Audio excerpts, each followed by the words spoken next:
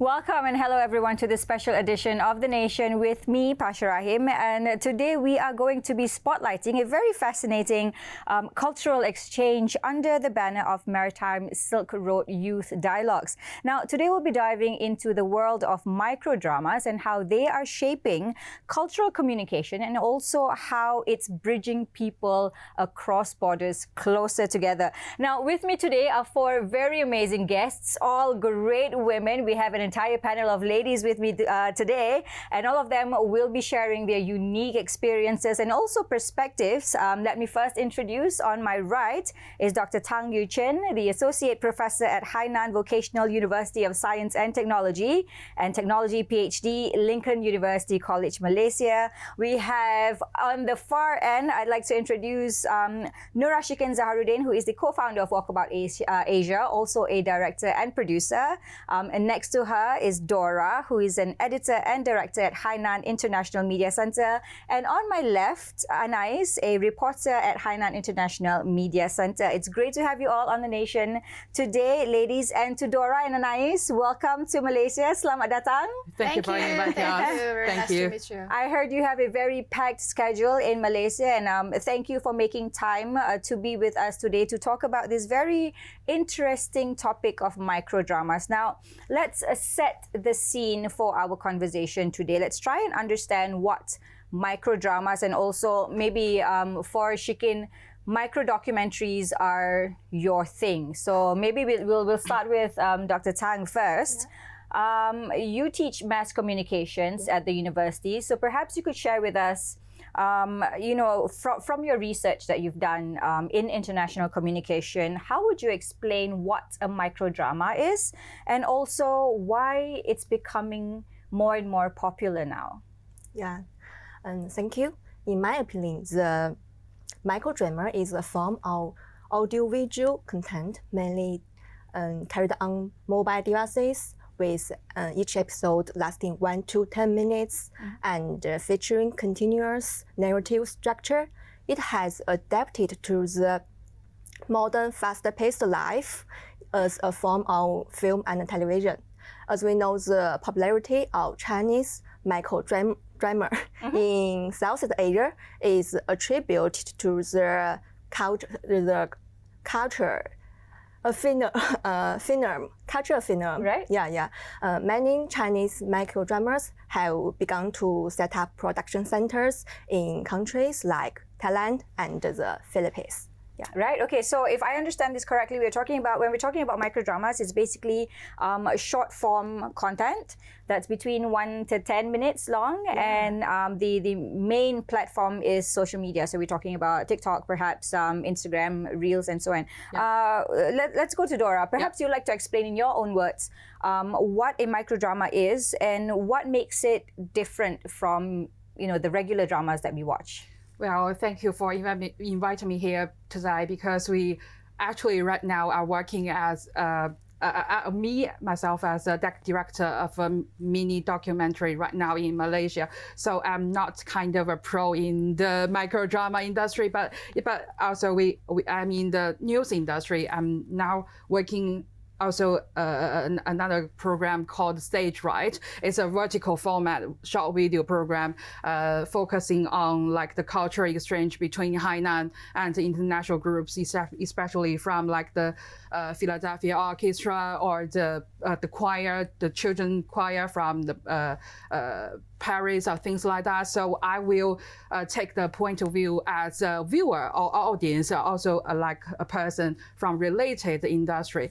It's like the microdrama, also called like the ultra short drama. So it's balancing like the TV drama with short video characteristics, but fits in like really well in the fast-paced daily life. Because when people right now, especially the young people, we take on the train, we take on the bus, and we take the lunch break. We only have so many fragmented time to like view the information from these videos, and we gonna get. So as a content creator, like for me, if I want to like promote Hainan's tourism or policies about Hainan Free Trade Port, what can I do? Right. Like if I want to like summarize all the policies or regulations into these like 2 minutes or even less than 1 minute micro drama, how can I do it? To be fair, to be honest, it's so hard, right? Yeah. So for me, the micro drama industry is quite inspired. For us, because how can we make this content within this short of time, Right. like to attract people within like, I don't know, within 30 seconds or something. Yeah, so it does come with its own set of challenges when we're talking about producing a micro drama, and obviously it comes in a series of episodes. Anais, why do you think young people, especially in China now, I know for a fact that micro dramas are a big thing in China. I've come across several on TikTok, and it's very addictive. You can't stop scrolling through. But for Anais, why do you think people in China, young people in China, enjoy these sort of short form content? And is it because of the stories? Is it because because more often than not, the actors they're not well known celebrities. Maybe you can share from that perspective. Okay, so since it's micro drama, so I think one big reason definitely gonna be the length. Right. I mean, it's really fast paced, and you can watch it while eating or on the subways, and it's more like an instant fix. Unlike traditional TV show, you may watch several episodes to know if you like it, but micro drama goes straight to the drama, goes straight to the point in the first minute, right? And you will know if you are hooked, right? So yeah, but there's also something, I think, more than just the length. I mean, I love watch micro drama, and for me, after a long day work, I don't want to use my brain, I just to find something, want to watch something dramatic moments, like a big conflicts that can quickly resolve, that really made me feel really good. Right. Yeah, I just want to switch off and get a really quick emotional release or emotional boost. So it's more like someone said, like, micro drama are more like have a ice cold cola after a workout. You don't know if it's healthy, but it just feels good. It just feels good. I like how she's put that, So micro dramas are just quick, very quick plot twists, very punchy drama. We don't have to wait for a very long and lengthy opening. NURASHIKIN, now you work with micro documentaries. Now these are obviously very different from micro dramas, but I'm very sure there are some similarities between the two. Perhaps you could explain to us in terms of the impact, because now we're used to longer feature-length documentaries, and I'm sure there's a reason why micro documentaries were created. Is this the same reason that micro dramas were created? Number one, when you use the word micro, right? Drama, documentary, so everybody automatically knows it's supposed to be short. Yeah. So I think one of the easiest way when our audience were to decide, they feel like, it's not going to take a lot of my time. So you can see something under 3 minutes or something under 5 minutes. So that's one thing. I guess in terms of documentaries, when you use the word documentary loosely, people will automatically feel that it's serious. Yeah. Boring. Some world. Don't say boring. But serious, more heavy topics sometimes. Right. So when we approach it as a micro documentaries, number one, of course, we know it's in terms of duration. We're going to make it short.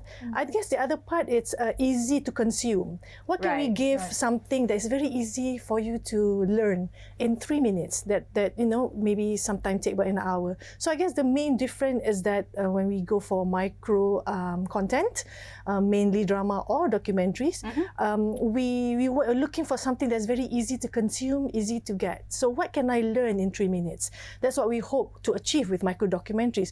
What can I get my audience to learn? One fact, in 3 minutes, they could just watch, tune in and say, oh, I'm smarter by 3 minutes today. I get to learn about Hainanese chicken rice. So I guess those are among the similarities when we use the word micro, which is we know is short, easy to consume, and hopefully necessarily good for the health, which is documentaries in like the Coca-Cola thing they said. So I think, shorter, bite-sized content that's easier to consume, and it's a lot more accessible for the wider audience. Our session is not a micro one, but we are going to go for a micro break, so don't go anywhere. We'll be right back.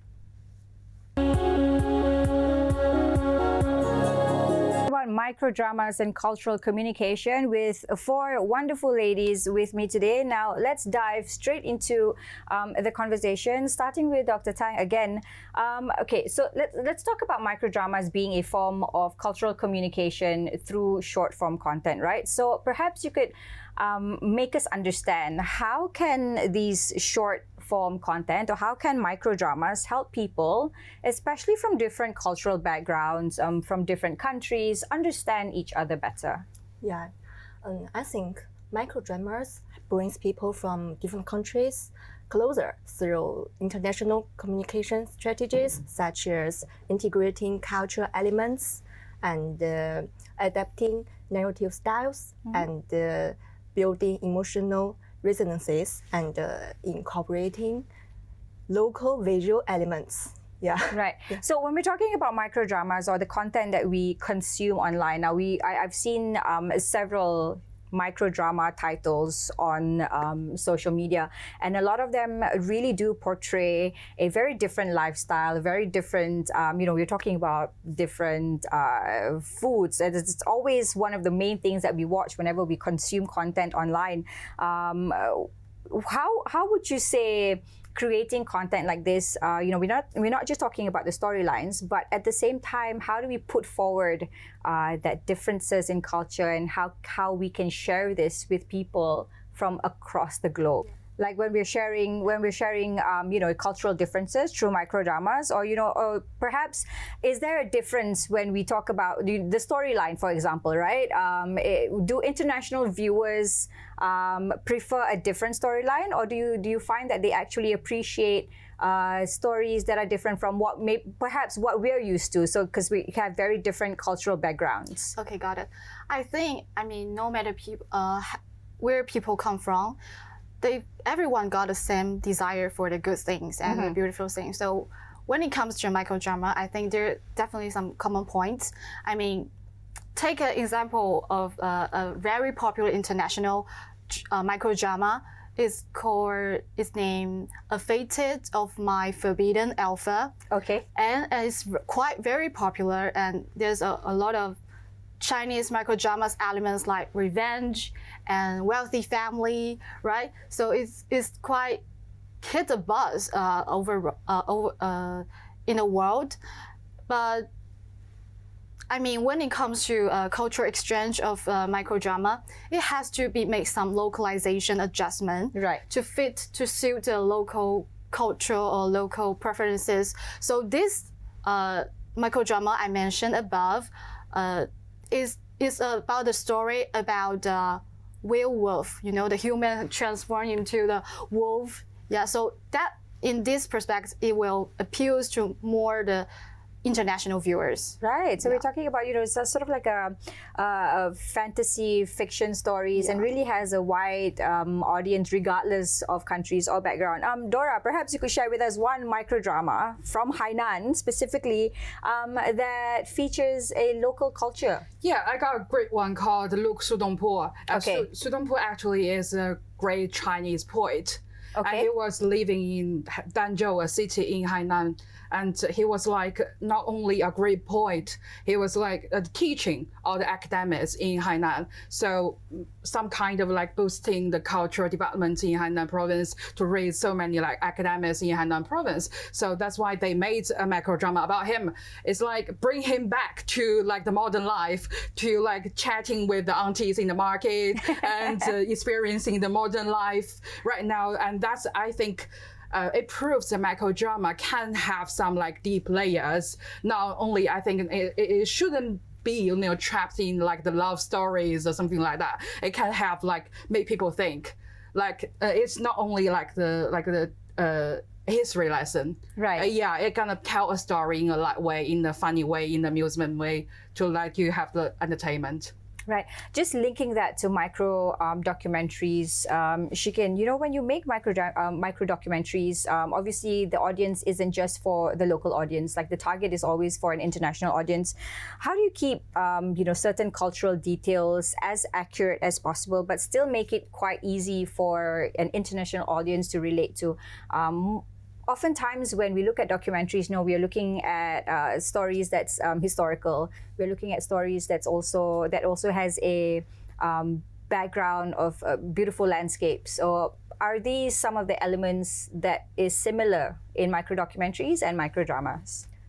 I guess number one, when we do micro documentaries, it's much more easier if we have it a bit more people stories, human-centered. So whenever we want to tell a story, any story, culture, history or whatever, we find a character, someone, a human that can tell the story, because I guess audience is able to relate and resonate better when it's a people story. That's number one.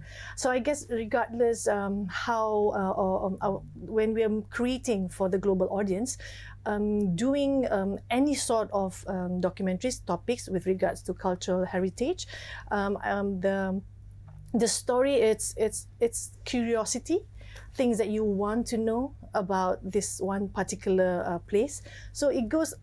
I mean, we like to add what we call a travel element. You know, I would like to go to visit Hainan. I want to learn something about that. So how do we attract people? Say, in case you find yourself in Hainan, go check out this. Right. You know? Yeah. So this is one of the easiest way for us to the global audience were able to get attracted to your content. Right. Okay. So this is a question that I have for all four of you ladies. We'll start with Dr. Tang. Do you think short videos can, really portray accurately a local place's culture, given that it's so short? You've got like a minute or so to relay that information. Is that enough, or it feels very surface? Yeah, I think it's a double-edged sword. Mm-hmm. It not only offers unprecedented opportunity in communication opportunities, but also face challenges brought out by fragmentation. Right. Yeah. Okay. Is a short, a short 1 minute, 2 minute video, is that enough time for us to really truly show, that the culture of a certain place? Well, I must say, I don't think you gonna have the time to like portray the whole culture things. Right. I mean, for me, a lot of people watch the micro drama just for the stress-free entertainment.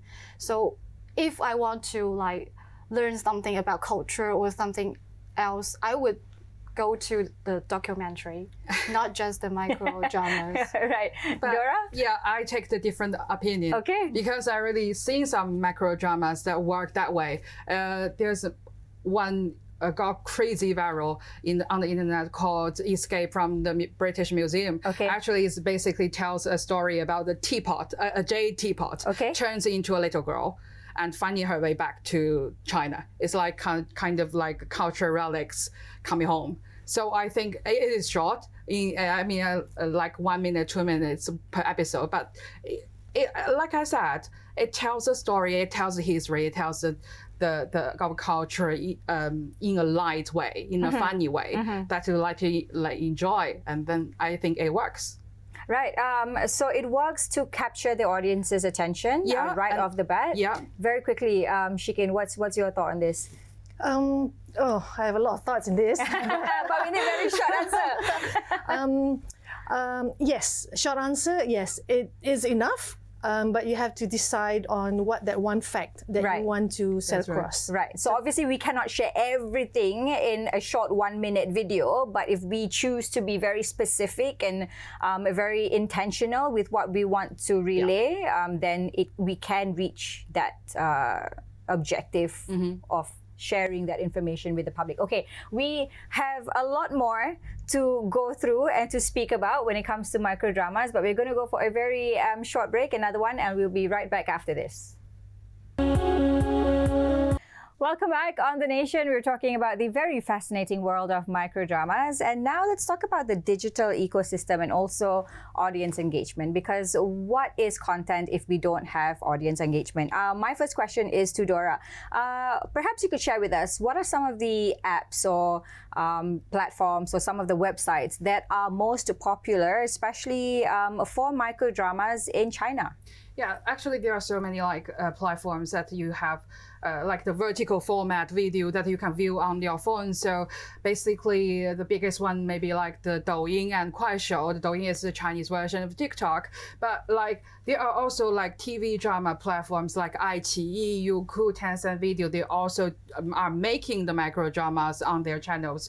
But yeah, definitely mobile apps are the ways to go. Right. So we're seeing an increase in people watching or consuming content on their phones, or are people watching them at home on their TVs, or is this not the usual way of consuming microdramas? Like I said, people now are viewing the microdramas in their like fragmented time on the subway, on the bus. So definitely on the phone.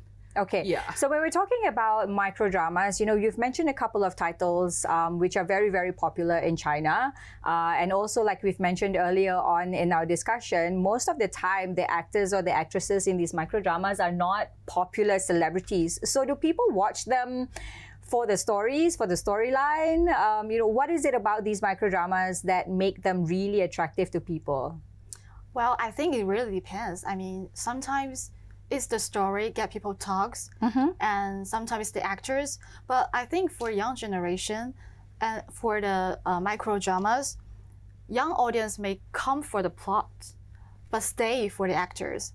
From my experience, I've been following a very beautiful celebrity, and I didn't know she actually acts in the micro drama. And one day I just saw the comment, so by saying, "Are you the actors in that dramas?" or something like that. So that time I realized she kind of acts in the micro drama.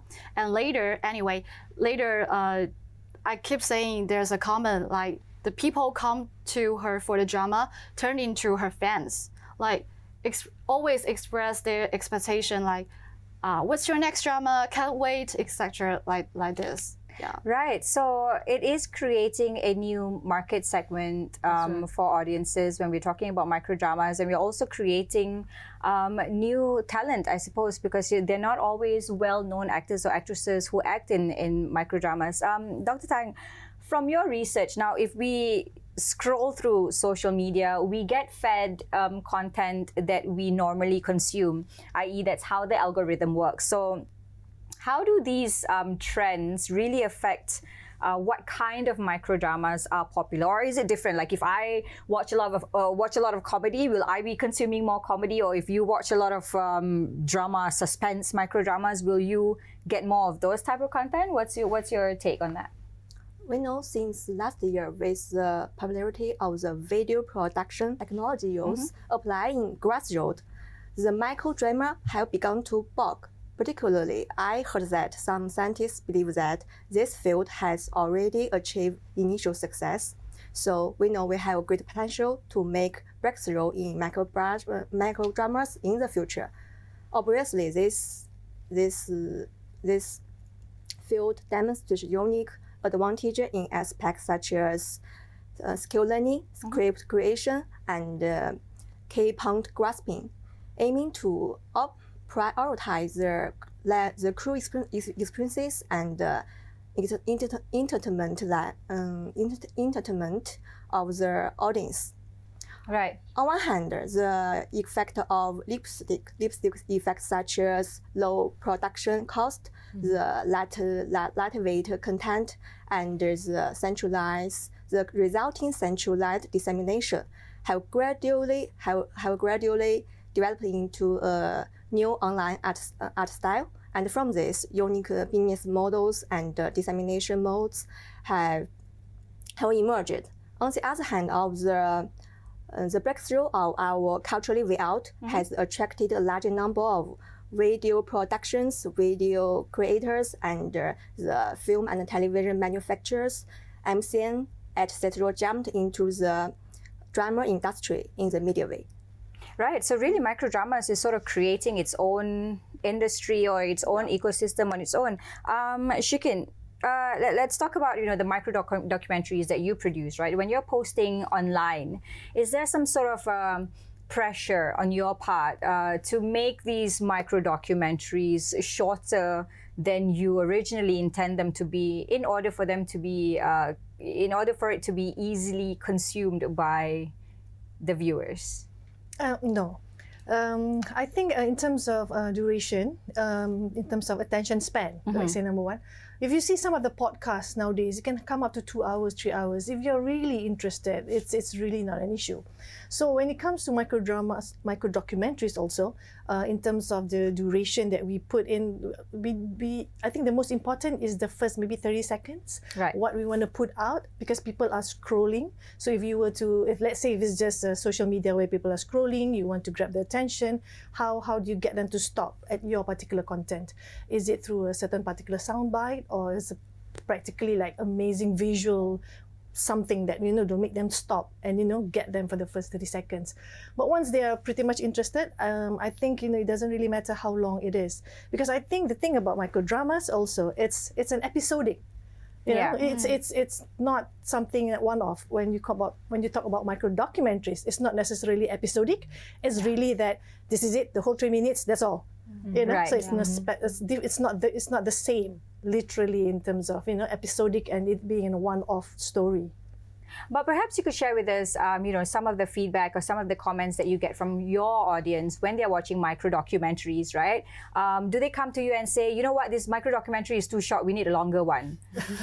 Then it beats the purpose of doing a micro documentary, right? Actually, yes and no. Okay. Because I think the objective is we want to create a learned community. People, we want to, lack of better words, educate. You want to learn something, and they could. Every topic that we do can always be a 1-hour version. So, not necessarily they want to know more, but they do. I'm very much interested to dig deeper and find out. So I guess if that happens, I'm very happy, because the objective of that particular story has been met. Meaning, I intrigue you with a particular content, I make you curious, and you're interested, and you will do your own investigation. You will, do research more, or you'll do something. So I think for that, the purpose of a micro documentary has been met. And, right. and I'm very happy if any of my audience would do their own investigation on that particular topic. Right. That would be amazing. Right. Just a quick question for Dora. Now, we talked about this a little bit earlier, and we've sort of agreed that I think China is one of the biggest countries when we're talking about micro dramas, and we started maybe a couple of years ago. This was post-COVID. We started seeing a lot of micro drama content on social media. In terms of growth, when we're talking about micro dramas, China obviously is a big player now. That's right. Which other countries do you see coming into the scene very quickly now? Actually, right now, there are so many teams for the micro dramas. They move from China to other countries right now, because they want to shoot in UK, they want to shoot in US, because maybe the content is quite limited in such area. They want to expand more. So that's why I also noticed some countries also involved in this kind of industry, like South Asia, definitely Japan, South Korea, and India, something like that. Right. So there's definitely space for growth and also collaboration between China and all of these other countries that's coming into the micro drama industry. We're going to talk about that in just a bit, but we're going to go for another very quick break, our last one, hopefully, and we'll see you in just a minute. Don't go anywhere. Now, earlier on, we spoke about growth in the microdrama industry. This is a question that all of you ladies can answer. Maybe we'd go for, who wants to start first? And then I ask the question first. Okay.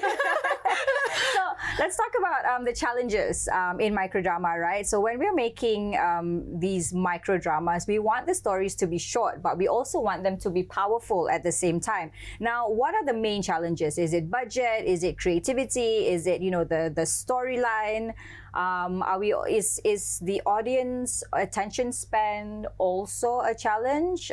Who would like to take this one first? Quiz time. I think okay. I could answer.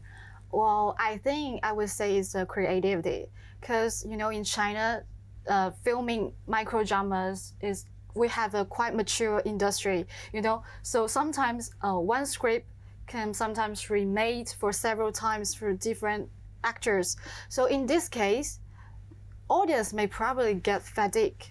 So what we need is we need to coming up something really unique and innovative, so that we can keep the audience engaged in the plot.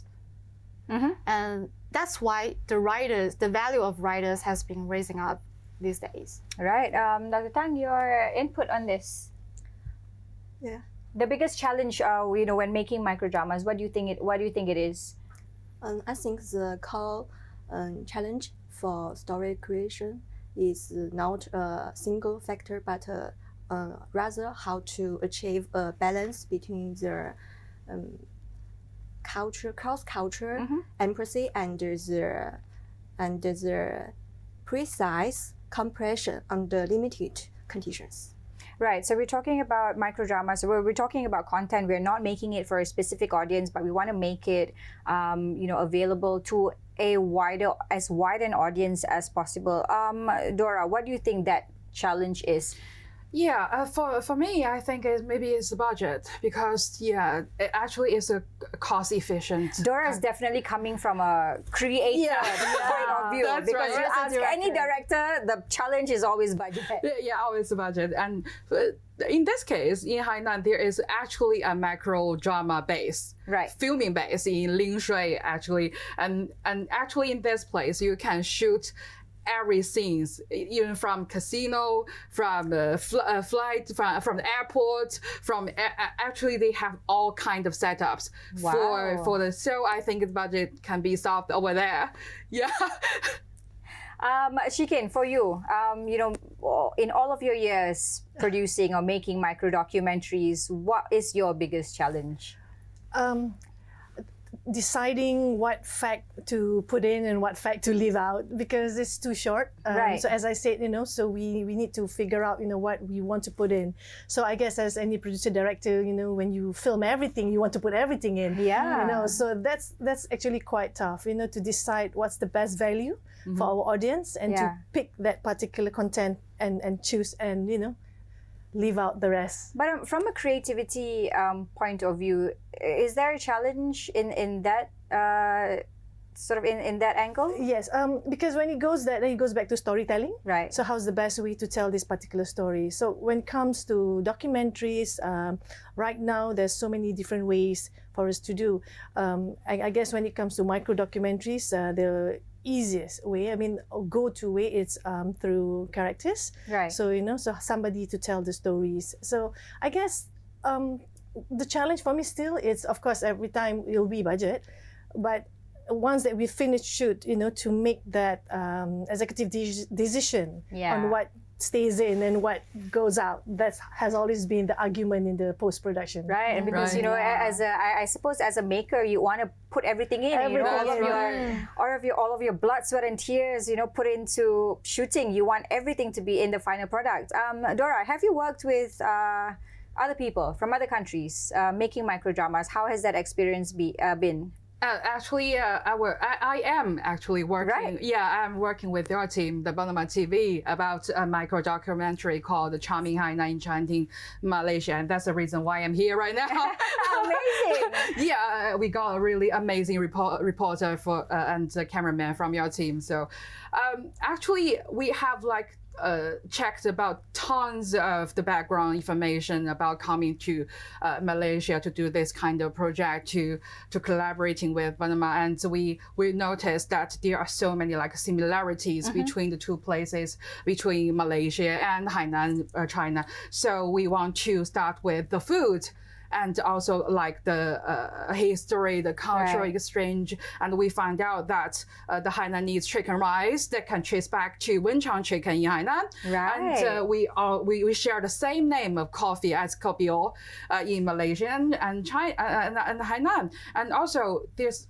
most stunning one that I noticed is the Nyangya culture, and I found it really similar to our Li barricades in Hainan province. And what's the point is that these two cultures, these two traditions are all preserved and passed by women.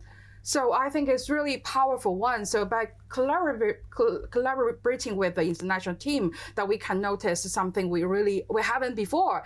And the most important thing that we want to share is the nature of the beauty, the nature of the human bond. Right. That's what we want to share about the stories. Right. Yeah. And really, through these stories, we realize that we really do have a very strong and very close relationship between Malaysia and China.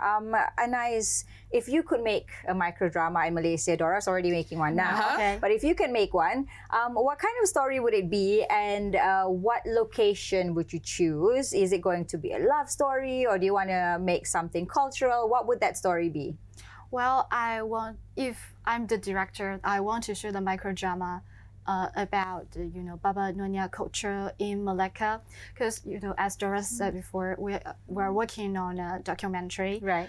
Yeah, and I'm shooting in Malacca for several days, and I've learned a lot about the culture and the histories from the oranges from Zheng He's voyage to how they pass down their traditions, how they preserve their tradition and pass down generation by generation, especially by women's.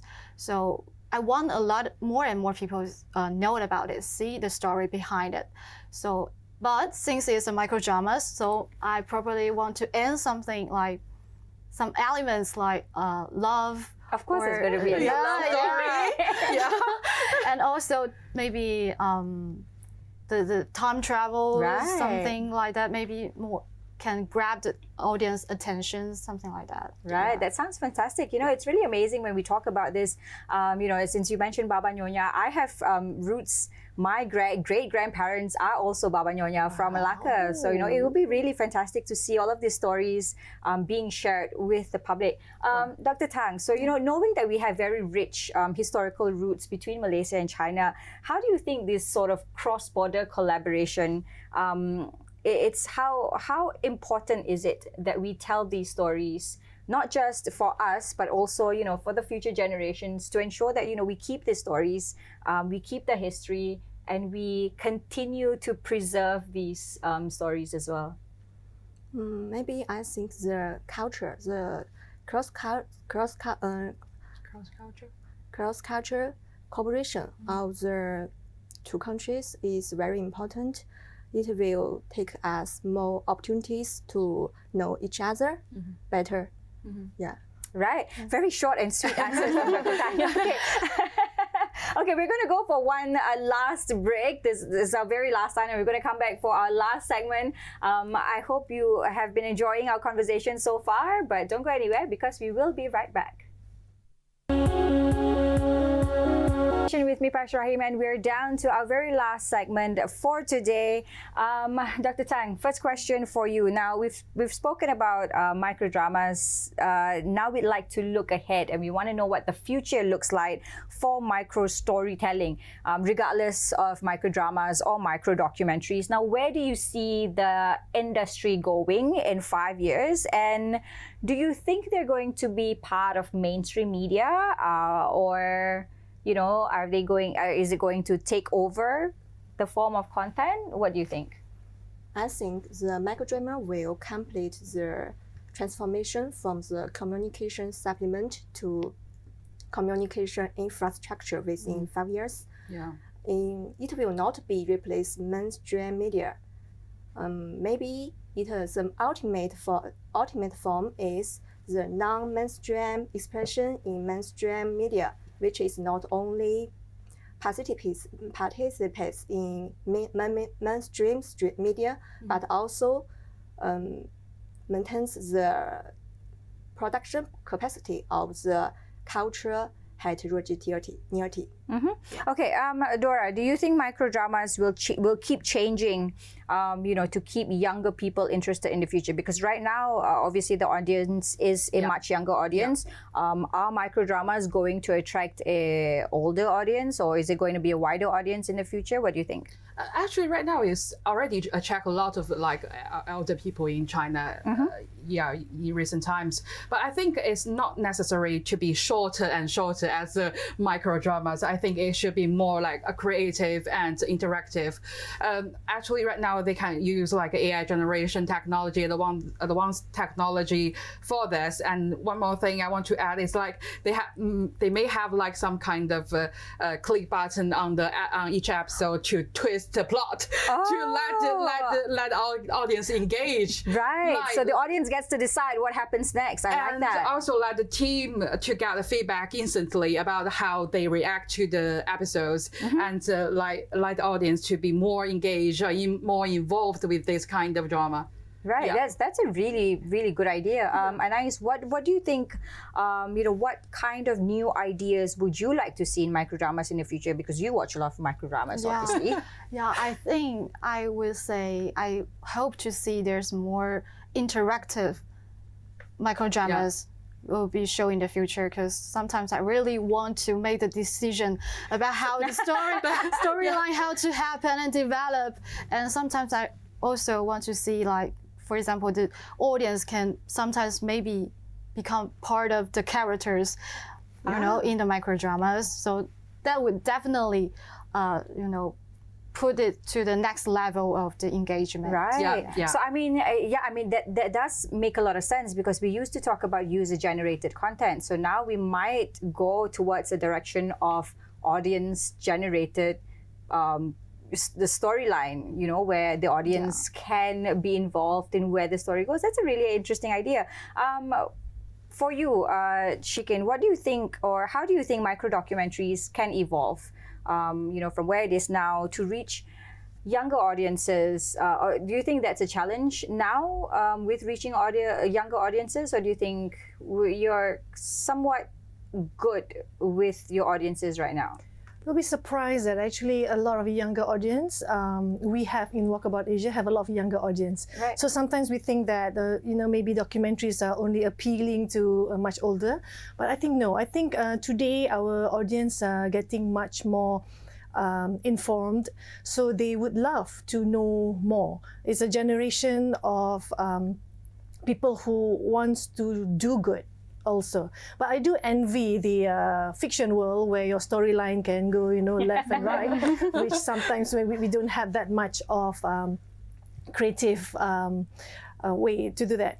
But no, I think going back to your question, it's always go back to the content and the storytelling, what we would like to present to our audience. And I think today a lot of people are very open to know new things, visit new places, learn about new places. So I think there's a lot of opportunity for us to constantly share content across the countries and get us to know each other better. Right, okay. Just a question that I want to throw out there, right? Just an idea to play with. Now, how do you think we can perhaps combine elements of micro-documentaries and micro-dramas to create a sort of different type of storytelling? Like, how can we combine the elements from these two to make it a different story for our audience? Well, docudrama is not something new. Okay. We've seen a lot of docudramas out there, and most docudramas are a bit more featured. And most docudramas will touch, of course, in terms of history, because you have element of facts and a bit more of role-playing. I mean, reenactment.